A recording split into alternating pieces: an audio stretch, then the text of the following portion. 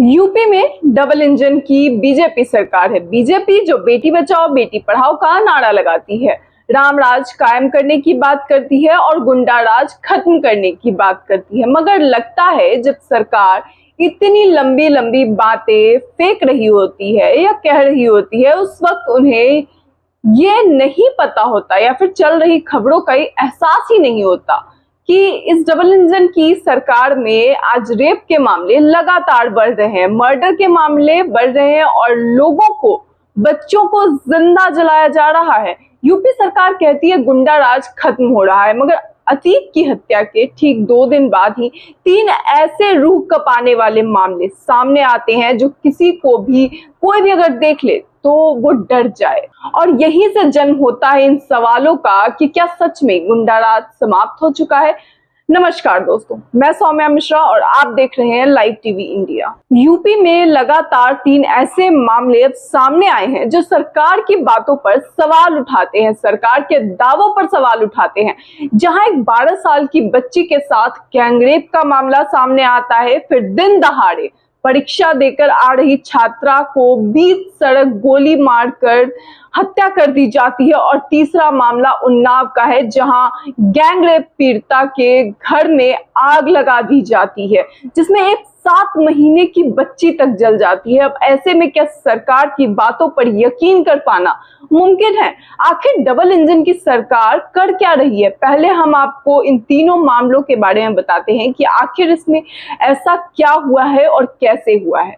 दरअसल उत्तर प्रदेश के उन्नाव जिले में नाबालिग गैंगरेप पीड़िता के घर में आग लगाने की घटना में 2 बच्चे झुलस गए हैं, उसमें से एक 7 महीने का था। दोस्तों, परिजन का आरोप है कि जमानत पर जेल से छूटे आरोपियों ने घर पर चढ़ाई कर मारपीट की और फिर आग लगाई। इस वजह से बच्चे झुलस गए। उन्हें इलाज के लिए जिला अस्पताल में भर्ती करवाया गया, जहां डॉक्टरों का कहना है कि शरीर 45% तक लगभग जल गया है। मामला उन्नाव के मोड़वा थाना क्षेत्र के एक गांव का है, जहां पर एक नाबालिग लड़की गैंगरेप का शिकार हुई थी, जिसके चलते वह गर्भवती हुई और फिर 4 महीने पहले उसे एक बच्चे को जन्म दिया था। इस मामले में पुलिस ने मुकदमा दर्ज कर गांव के ही रहने वाले 3 युवकों को जेल भेजा था। ये तीनों युवक इसमें शामिल थे।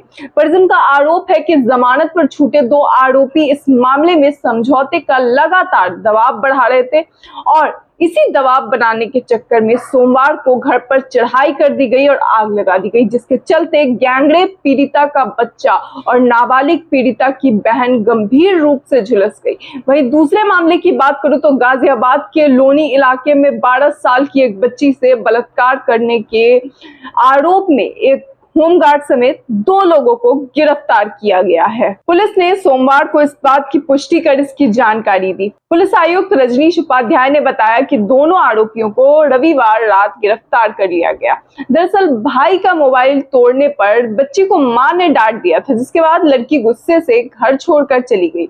उसने एक दुकान पर मोबाइल की मरम्मत कराई और ई रिक्शा में सवार हो गई, मगर उसी ई रिक्शा में आरोपी भी यात्रा कर रहा था। आरोपी उसे होमगार्ड के आवास पर ले गया, जहां दोनों ने उसके साथ बलात्कार किया और घटना को अंजाम दिया। घटना के बाद उस बारे में किसी को भी बताने पर गंभीर परिणाम भुगतने की बच्ची को धमकी दी गई, जिसके बाद जब लड़की अपने घर आई तो उसने अपने पिता को घटना के बारे में बताया। तब उन्होंने पुलिस से संपर्क किया। आरोपी के खिलाफ भारतीय दंड संहिता की धारा 376D सामूहिक बलात्कार और यौन आरोपों के से बच्चों का संरक्षण पॉक्सो अधिनियम के तहत मामला दर्ज किया गया है और कार्यवाही जारी है। वहीं यूपी में एक और घटना घटती है।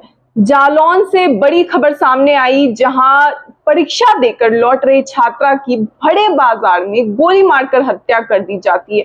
दिन दहाड़े हुई छात्रा की हत्या से हड़कंप मच गया है। जानकारी के मुताबिक 2 बाइक सवार नकाबपोशों ने इस वारदात को अंजाम दिया है। एट थाने के एंधा गांव की रहने वाली 22 साल की छात्रा कस्बे में बने राम लखन पटेल महाविद्यालय में बीए की परीक्षा देने आई हुई थी। छात्रा परीक्षा देकर अपने घर की तरफ लौट रही थी, उसी दौरान उसकी गोली मारकर हत्या कर दी गई। दोस्तों, आप इस तीनों मामलों में देख सकते हैं कि आखिर कौन सी बच्ची सुरक्षित है। ना छोटी बच्ची सुरक्षित है, ना ही कॉलेज की बच्ची सुरक्षित है। आखिर किस बच्ची की सुरक्षा की बात करती है ये सरकार? तीनों मामले यूपी के ही हैं और ये तीनों मामले लगभग सिर्फ 2 दिन के अंदर के हैं। ये 17 से 18 के बीच में के हैं। और आखिर कौन सी बेटी सुरक्षित है, किस बेटी की सुरक्षा, किस महिला की सुरक्षा की बात करती है ये सरकार, यूपी सरकार? क्या आज ये जो हो रहा है इसे किस तरीके से देखती है? क्या आज कहा जा सकता है कि यूपी में बेटियां 9 बजे के बाद निकल सकती है? यहाँ तो दिन में नहीं निकला जा सकता। दिन दहाड़े अगर गोली मार दी जा रही है तो क्या इस माहौल को देखने के बावजूद सरकार ये कह सकती है कि हम बेटी बचाओ बेटी पढ़ाओ अभियान चलाते हैं, साथ लेकर चलते हैं? और आखिर किस बिना पर बेटी बचाओ बेटी पढ़ाओ का नारा लगाया जाता है? अगर बेटियां, रात तो छोड़िए, लोग कहते थे कि रात में बेटियां नहीं निकल सकती, रात में सुरक्षित नहीं है, मगर दिन दहाड़े अगर हत्या हो रही है तो क्या सच में यूपी में बेटियां सुरक्षित है? और क्या सच में गुंडाराज खत्म हो चुका है? क्या सिर्फ एक आरोपी का इनकाउंटर करवा देने से जो क्राइम हो रहे हैं उन्हें कंट्रोल किया जा सकता है? मैं इसकी बात नहीं करती कि आखिर अतीक के मामले में क्या हुआ क्या नहीं। आप उसे एक ओर करते हुए दूसरी ओर ये भी सोच सकते हैं कि क्या ऐसे बलात्कारियों को इस तरीके से छोड़ देना कि वो वापस जाकर किसी का घर जला आए, इस तरह की चीजें गुंडाराज में नहीं आती।